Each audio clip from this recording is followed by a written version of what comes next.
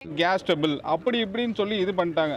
இன்னைக்கு என் ஒய்ஃப் என்கிட்ட இல்லை, அவங்க பெத்த குழந்தைய கையில் கூட தூக்கல சார். இன்னும் முகத்தை பார்க்கல சார். முகத்தை பார்க்காம எவ்வளோ அவ்வளோதுப்பா 6 வருஷமும் பிள்ளை இல்லாத முகத்தை கூட பார்க்கணும். அவ்வளோ வலி சார். அவங்க நேற்று அலட்சியமாக பதில் சொல்கிறாங்க, அது ஒரு இதாக இருக்கும் அப்படின்ட்டு. எப்படி சார் இருக்கும்? ஏன் சார் ஒரு குடல்ல அது ஏதாவது கட்டி இடிச்சு கிழிச்சிருக்கோம் அப்படின்னு அசால்ட்டாக பதில் சொல்கிறாங்க. எப்படி சார் வரும்? அவ்வளோ பெரிய குழந்தை இருந்து இது இருந்து அது கிழிக்குமா சார்? கிழிச்சு அதில் வயிற்றில் வந்து 2.5 லிட்டர் எடுத்துருக்காங்க சார். வெறும் மலமும் ரத்தமும் கலந்து சிசேரியன் பண்ணி அவங்க வயிற்று கிழிச்சு எடுத்து வயிற்றை ஃபுல்லாக க்ளீன் பண்ணி காமிச்சு இது பண்ணாங்க. எப்படி சார் அவ்வளோ வேறு கலந்துங்க? அது அவங்க ஒரு நாள் முன்னாடி முடியாது இது மாதிரி இருக்குதுங்க அப்படின்னு சொல்லாமல் நீங்கள் போங்க, அங்கே ஒன்றும் இல்லை சரி பண்ணிடுவாங்கன்னு சொல்லி அமுச்சு. இப்போ என் பொண்டாட்டி என்கிட்ட இல்லை சார், அவங்க இறந்து போயிட்டாங்க சார். இது முழுக்க மருத்துவரோட அலட்சிய போக்கால ஏற்பட்ட சதி சார். இது குடல்ல எப்படி ஓட்ட விழுகும், சிசேரியன்ல ஓட்ட விழுகுது இல்ல.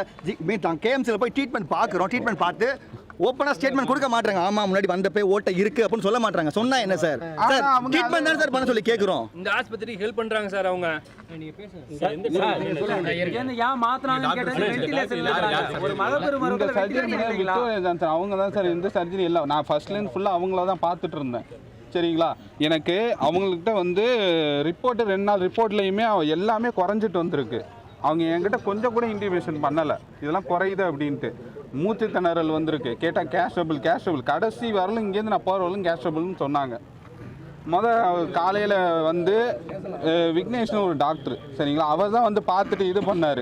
சொல்கிறப்ப என்ன சொன்னார், நீங்கள் மதியமாக மாற்றிக்கங்க அப்படின்னாரு. அதுக்கு நான் சரி ஓகே சார் நான் மதியம் இது பண்ணுறேன் முடியலைன்றீங்க. அப்போ என்னோட மைண்ட் என் ஒய்ஃப் பொழைக்கணும் அப்படின்றதில் நான் பண்ணேன். உடனே கீழே வந்து 10 நிமிஷம் கூட இல்லை, அடுத்து பிளட் ரிப்போர்ட் பார்த்துட்டு ரொம்ப சிவியராக இருக்கிறத பார்த்துட்டு நீங்கள் உடனே கேஎம்சி கூப்பிட்டு போங்க, அவங்க முடியாமல் மூச்சு தானே இருக்குது, இங்கே வென்டிலேட்டர் இல்லை எதுவும் இல்லை.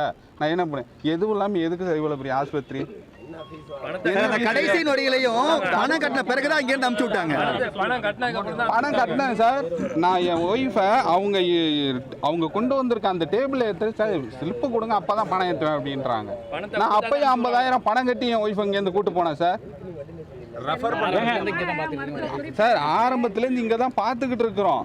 அதாவது மிஸ்டேக் அவங்களுக்கு எல்லா இதுலேயுமே மிஸ்டேக் பண்ணிட்டு அவங்க எங்களுது இல்லை அப்படின்னு கேஷுவலாக சொல்கிறாங்க சார். ஒரு உயிர் போயிடுச்சு சார்.